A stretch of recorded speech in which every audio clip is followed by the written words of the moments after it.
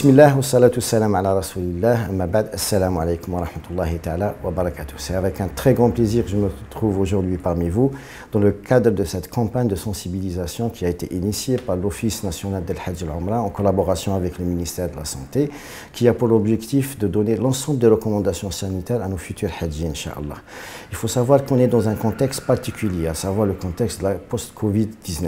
Et c'est l'ensemble de ces recommandations sanitaires ont pour but que l'ensemble de nos concitoyens qui s'apprêtent à se préparer par rapport au rite du Hajj, qu'ils puissent le pratiquer dans de très bonnes conditions sanitaires. C'est ça essentiellement notre but. On va essayer de vous donner les grandes lignes de cette campagne de sensibilisation. Essentiellement, c'est des recommandations sanitaires qui ont été, disons, déduites par rapport à l'ensemble des anciennes missions et aussi par rapport aussi à la particularité du Covid-19 de cette année. Nous allons insister essentiellement aussi par rapport à l'ensemble des recommandations sanitaires établies par les autorités sanitaires qui sont obligatoires cette année, à savoir la vaccination.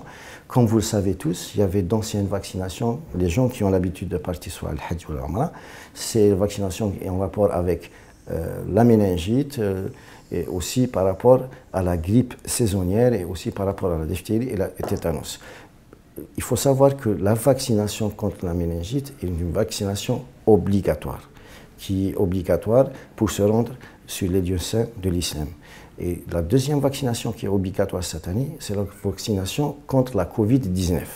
Quand on voit les recommandations des autorités sanitaires saoudiennes, l'ensemble des vaccins qui sont recommandés, on va les citer, ça va être le Sinovac avec les 2 doses, le Sinopharm avec 2 doses, l'AstraZeneca avec les 2 doses, le Sputnik avec les 2 doses aussi, et une dose de Janssen.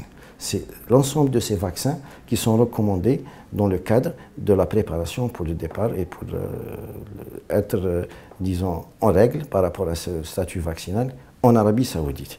Par rapport aussi au contexte particulier où il y a raccourcissement des délais cette année, il faut savoir que, vu ça, le seul vaccin qui est recommandé en fin de compte ces jours-ci, ça sera le Janssen.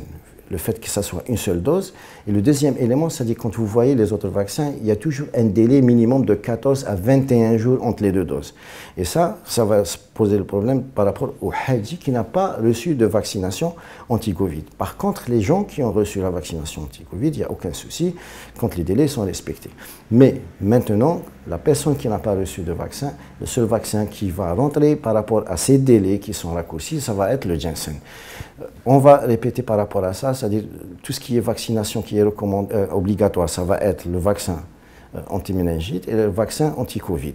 Par rapport à la vaccination anti-grippale et anti-diphtérie et tétanos, c'est des vaccinations qui sont fortement recommandées et l'ensemble de ces vaccinations a pour but de protéger nos Hajjis par rapport à l'ensemble essentiellement des maladies à transmission respiratoire. Ça reste un élément très important à prendre en considération et c'est quelque chose pour nous qui est primordial que les gens puissent savoir et connaître l'ensemble de ces vaccins.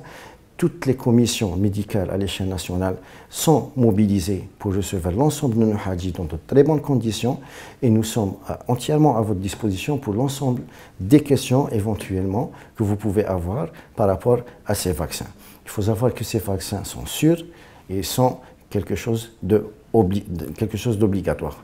J'espère que le message est passé. Nous espérons vous retrouver dans d'autres circonstances, Inch'Allah. Et nous restons à votre disposition. Et nous vous remercions par rapport à l'ensemble. Merci beaucoup. Shukran.